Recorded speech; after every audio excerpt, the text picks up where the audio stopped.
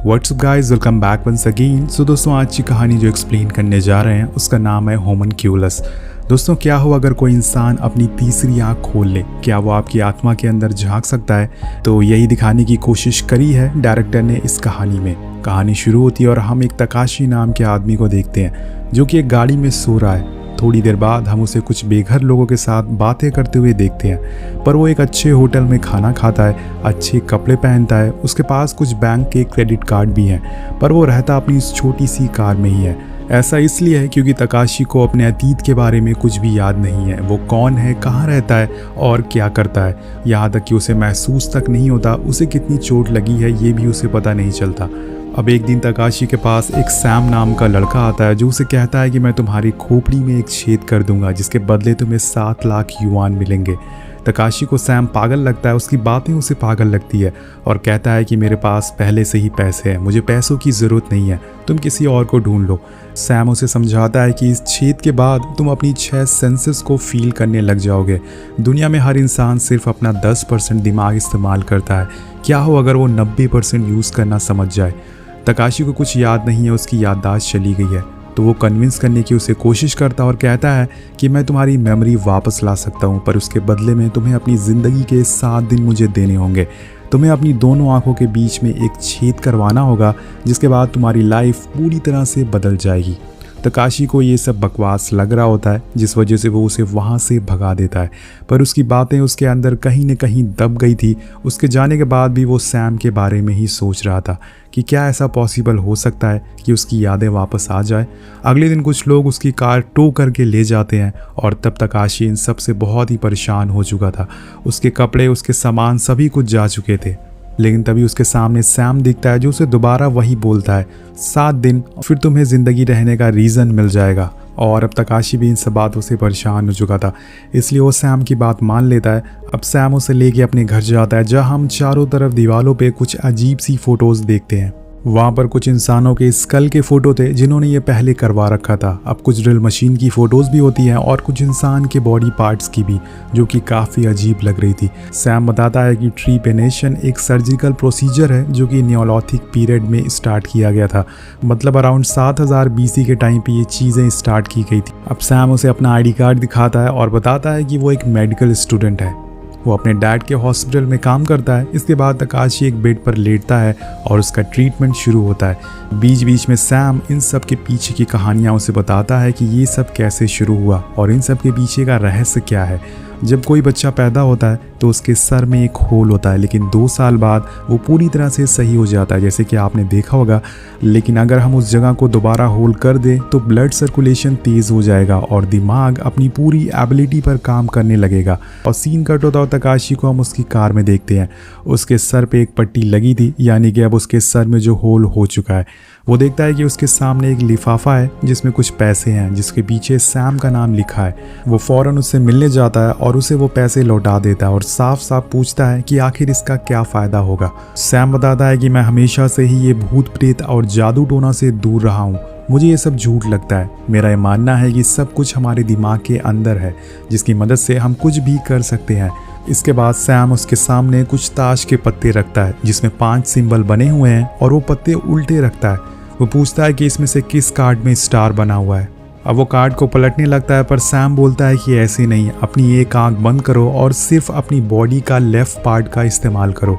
अब वो ऐसे ही करता है और उन पत्तों को पलटना शुरू कर देता है, पर सोचने वाली बात ये थी कि वो जिन जिन पत्तों को पलट रहा था उन सब पे स्टार बने हुए थे दोस्तों। अब ये देखकर तकाशी पूरी तरह से हैरान हो जाता है और उसे समझ नहीं आता कि ऐसा कैसे कर पाया वो।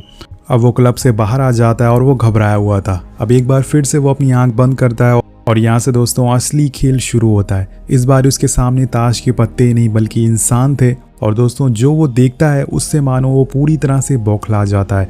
उसे सारे इंसान अजीब तरह के दिख रहे थे। कुछ लोग उसे आधे इंसान और आधे एलियन लग रहे थे, कुछ लोग उसे पेड़ की तरह दिख रहे थे और वो इंसान से बातें कर रहे थे। ये सब उसके लिए काफ़ी अजीब होता है। उसे समझ नहीं आता कि ये सब उसके साथ क्या हो रहा है। वो पूरी तरह से घबरा जाता है और अगले पल ही वो गली में जाता है जहाँ उसे कुछ गुंडे पकड़ लेते हैं। वो उनके बॉस से टकरा जाता है। थोड़ी देर बाद वहाँ पर उनका बॉस आता है। तकाशी अपनी एक आंख बंद करता है और उस बॉस के अंदर उसे एक बड़ा सा रोबोट दिखता है। जो गुंडों का बॉस होता है वो तकाशी की एक छोटी उंगली काटने लगता है गुस्से में, लेकिन तकाशी कहता है कि ये तुम क्या कर रहे हो, तुम अपनी ही उंगली काट रहे हो। अब ये सुनकर बॉस पूरी तरह से सोच में पड़ जाता है कि असल में तकाशी कहना क्या चाहता है। तभी वो आदमी देखता है कि उसकी उंगली कांप रही है और वो डर जाता है। उसकी आंखों से आंसू गिरने लगते हैं। उसे भी समझ नहीं आता कि उसके साथ एक्चुअल में हो क्या रहा है। वो इतना ज़्यादा घबरा जाता है कि वो तकाशी को छोड़कर वहाँ से भाग जाता है। वेल दोस्तों, ऐसा क्यों हुआ ये आपको आगे पता चल जाएगा। अब ये सब होने के बाद तकाशी सीधा सैम के पास जाता है और वहाँ जाके वो उसे सारी चीज़ें बना के दिखाता है जो उसने अभी तक देखी थी। ये देखकर सैम हैरान हो जाता है कि आखिर वो कामयाब हो गया। जी हाँ दोस्तों, वो बहुत ही खुश होता है और तकाशी को बताता है कि इस दुनिया में सिर्फ 36% लोग ही हैं जिन्हें अपना सिक्स सेंस खोल पाया है। बाद सैम भी उसके सामने खड़ा हो जाता है और कहता है कि अच्छा अब मुझे देखो और बताओ कि मुझ में क्या दिख रहा है। और जब तकाशी अपनी एक आंख बंद करके उसे देखता है तो वो इनविजिबल दिखता है। अब ये देख के सैम मायूस हो जाता है। उसे समझ नहीं आता कि वो ऐसा क्यों दिख रहा है। इसी तरह से दोस्तों 3 दिन बीत जाते हैं। तकाशी अपनी कार में होता है पर यहाँ कुछ बहुत ही अजीब होता है। उसकी आंखों से आंसू आ रहे थे। अभी तक जो उसे चीज़ें महसूस नहीं हो रही थी अब उसे महसूस होने लगती है। उसे ऐसा लगता है कि वो ठीक होता जा रहा है, क्योंकि न जाने कितने सालों बाद उसे कुछ महसूस हुआ था। इसके बाद वो सैम के पास जाता है जहां वो उसे एक और चीज़ के बारे में बताता है जिसका नाम था होमनकोलस। ये एक तरह का छोटा आकार का इंसान होता है जो कि हर इंसान के दिमाग में होता है। इंसान के अंदर इनका जन्म किसी ट्रॉमा या किसी हादसे की वजह से होता है जो उसे हमेशा के लिए याद रह जाता है। ये इंसानों को वही दिखाता है जो वो सबसे छुपाने की कोशिश करता है। अब दोस्तों यहाँ पर तकाशी भी लोगों के ट्रॉमा को देख सकता था। वो इंसानों के दिल में झांक सकता था कि उनका डर क्या है। ये सब सुन के तकाशी बहुत ही परेशान हो जाता है। उसे यकीन नहीं हो रहा था कि वो असल में 7 दिन में ठीक हो जाएगा। तकाशी जब अपनी आंख बंद करता है तो वो देखता है कि वो लड़की रेत से बनी हुई है। ऐसा कैसे है? क्या वो लड़की के साथ कुछ बहुत ही बुरा हुआ है या वो किसी चीज़ से जूझ रही है?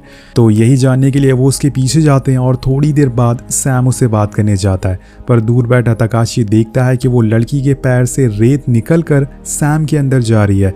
और अब सैम जो कि पहले इनविजिबल था अब वो उसे दिखने लगा है। वो उसे पानी के रूप में दिख रहा है। ये देख के ऐसा लग रहा है कि मानो वो अपनी पावर्स उसके अंदर भेज रही हो, लेकिन ऐसा कुछ नहीं होता। थोड़ी देर बाद वो लड़की उठ के वहाँ से चली जाती है। पर सैम उसका फ़ोन चुरा लेता है ताकि वो लोग उसके बारे में और जानकारी इकट्ठा कर सके कि वो लड़की किस ट्रॉमा से गुजर रही है। इसके बाद तकाशी अपनी कार में उस लड़की का फ़ोन चेक करता है जिसमें वो देखता है कि उस लड़की की मॉम के मैसेज आ रहे होते हैं। वो उनकी चैट ओपन करता है तो उसे पता चलता है कि उसकी मॉम उसे हमेशा से उसकी कज़न से कंपेयर करती रहती हैं। वो भी उसके जैसी क्यों नहीं बन सकती। वो उसे लूज़र समझती हैं कि वो अपनी लाइफ में कुछ भी कर नहीं सकती। अब इसके बाद वो उसकी इंस्टा खोलती हैं तो देखती हैं कि उसकी 2 आईडीज़ बनी हुई है। एक आईडी जिसमें वो आम लड़की की तरह ज़िंदगी जी रही है जो कि हाई स्कूल में पढ़ती है, लेकिन जब वो दूसरी आईडी खोलता है तो दंग रह जाता है क्योंकि उसमें उसका असली चेहरा छुपा हुआ था, उसका दर्द भरा हुआ चेहरा। उसकी दूसरी आईडी जिसमें बहुत ही अजीब तरह की फ़ोटोज़ थी जिसमें उसने खून से हेल्प मी मीट मी लिखा हुआ था। अब इसके आगे वो कुछ और समझ पाता कि तभी वहाँ वही गुंडे आ जाते हैं जिन्होंने उसे पहले पकड़ा हुआ था। वो उसे ले जाके अपने बॉस के सामने बैठा देते हैं। उसका बॉस पूछता है कि कल तुमने मेरे अंदर क्या देखा था? तो तकाशी कहता है कि एक बड़ा सा रोबोट। अब ये सुनकर उसका बॉस उसके गले पे चाकू रख देता है और कहता है कि सच बताओ। और तभी उस रोबोट में हम एक छोटे से बच्चे को देखते हैं जिसकी आंखें नम थी। उसे देख के मानो ऐसा लग रहा था कि उसके अंदर बहुत ही गिल्ट है, उसे कुछ बहुत ही गलत किया है। ये बच्चा कोई और नहीं बल्कि बॉस के बचपन का रूप होता है। अब यहाँ से कहानी पास में जाती है। तकाशी देखता है कि वो बच्चा और उसका एक दोस्त दोनों साथ में खेल रहे हैं। उसके दोस्त के हाथ में एक रोबोट होता है। इसी बीच उस बच्चे को दूर पड़ा एक चाकू दिखता है। वो अपने दोस्त से बोलता है कि तुम मुझे अपना ये रोबोट दे दो, मैं तुम्हें ये चाकू दे दूंगा। पर उसका दोस्त मना कर देता है और जिसके बाद उन दोनों में हाथापाई होने लगती है और इसी में उसके एक दोस्त की छोटी उंगली कट जाती है। और दोस्तों यही उसके बॉस का अतीत होता है, उसका ट्रॉमा होता है जो उसे आज तक सता रहा था। तकाशी से जब ये सारी बातें सुनता है तो ज़मीन में बैठ के रोने लग जाता है। उसके आगे झुक जाता है मानो उसके दिमाग में सब कुछ ताज़ा हो गया हो। उसने अपना पश्चाताप करने की बहुत ही कोशिश करी। उसने अपनी छोटी उंगली कई बार काटने की कोशिश करी लेकिन वो ऐसा कर नहीं पाया। अब बॉस तकाशी के आगे झुककर अपने दोस्त से माफ़ी मांगता है और अपनी उंगली काटता है और इस बार वो अपनी उंगली काट कर अपना पश्चाताप करता है। इसके बाद तकाशी उसे एक बार फिर से देखता है, लेकिन इस बार वो एक आम इंसान की तरह दिख रहा था, यानी कि अब उसके पापों का प्रायश्चित हो चुका है, उसने माफ़ी मांग लिया है। इसके बाद तकाशी अपनी कार में जाके बैठ जाता है, जहाँ पे उसके पास वही हाई स्कूल वाली लड़की आती है जिसका उसने फ़ोन चुराया था। वो अपना फ़ोन लेने आती है और इसी दौरान तकाशी उसके होमनकूलस को देख लेता है। उसे वो फिर से रेत से बनी हुई दिखती है, लेकिन इस बारी उसे करीब से देखने पे वो रेत नहीं बल्कि अल्फ़ाबेट होते हैं जो उसकी पूरी ज़िंदगी बयां कर रहे थे। साथ साथ में वो ये भी बता रहे थे कि उसकी माँ उसके लिए एक दुश्मन से बढ़कर है। वो उसे हमेशा कोसती रहती है और अपनी माँ से बदला लेने के लिए उसने प्रोस्टिट्यूट बनने का सहारा लिया। वो उनसे बदला ले सके, लेकिन वो आज तक कभी किसी के साथ फिजिकल नहीं हो पाई है। उसका होमनकूलस तकाशी को अपने करीब बुला रहा था ताकि वो अपना बदला पूरा कर सके। तकाशी देखता है कि उसने अपनी बॉडी पर हर जगह जख्म दे रखा है, अब जैसे उसने एक फ़ोन में देखा था। इसके बाद वो उसके करीब आ जाता है और उसकी इच्छाओं को पूरा कर देता है। अब धीरे धीरे वो देखता है कि लड़की रेत से आम इंसान की तरह दिखने लगी है, जिसके बाद लड़की के बदले की आग अब शांत हो जाती है और ऐसे ही तकाशी ने एक और इंसान की होमनकूलस को शांत कर दिया था। अब इसी तरह से 4 दिन बीत जाते हैं। तकाशी जब सुबह उठते ही सैम से मिलने जाता है, पर वहाँ वेटिंग रूम में बैठते हुए वो देखता है कि उसका एक पैर रेत का है और एक हाथ रोबोट का बन चुका है। ये देखकर वो हैरान हो जाता है और इसी दौरान उसकी नज़र आगे बैठी एक रेड कलर की ड्रेस पहने हुई लड़की पर पड़ती है। वो जैसे ही पीछे मुड़ती है, तकाशी चिल्ला उठता है क्योंकि उसका चेहरा पूरी तरह से फ्लैट था, ना ही उसकी नाक थी ना ही उसका मुंह था। वो लड़की बार बार यही कह रही थी कि खाली खाली जिंदगी, जो सुनने में काफ़ी डरावना लग रहा होता है। इसी दौरान वहाँ सैम आता है जो तकाशी को अपने साथ लेके जाता है, जहाँ तकाशी उसे बताता है कि उसके अंदर अब दूसरों के होमनकूलस ट्रांसफ़र हो रहे हैं। इसकी क्या वजह हो सकती है? तो सैम उसे एक लड़की का पोस्टर दिखाता है जिसके ऊपर भी यही सेम एक्सपेरिमेंट किया गया था, उसके साथ भी सेम यही सब हो रहा था जो तुम्हारे साथ इस समय हो रहा है, लेकिन उसने इन सब से लड़ने के लिए खुद का होमनकूलस बना लिया। यानी कि ये होमनकूलस उन्हीं पे काम करते हैं जिन्हें खुद के होमनकूलस होते हैं। मतलब वो खुद किसी ऐसी मुसीबत या फिर ट्रॉमा से गुजरे होंगे तभी ऐसा हो सकता है, और कहीं ना कहीं तकाशी भी इसी तरह के ट्रॉमा से गुजरा था तभी ये सब उसके साथ हो रहा था। वो कहता है कि तुमने जिन लोगों के ट्रॉमा को ठीक करा है वो तो पूरी तरह से ठीक हो गए, लेकिन तुम्हारे अंदर जो अभी तक खालीपन था वो उनके ट्रॉमा से भरता जा रहा है। इसी वजह से दोस्तों उसके हाथ पैर रेत और रोबोट के दिख रहे थे, क्योंकि दूसरों के ट्रॉमा अब उसके अंदर आते जा रहे थे। तुम्हारा खुद का होमनकूलस अब धीरे धीरे करके भरता जा रहा है। पर तकाशी अब इन सब से परेशान हो चुका है। वो कहता है कि मेरे सर में जो छेद है उसे बंद कर दो और ये सब ख़त्म करो।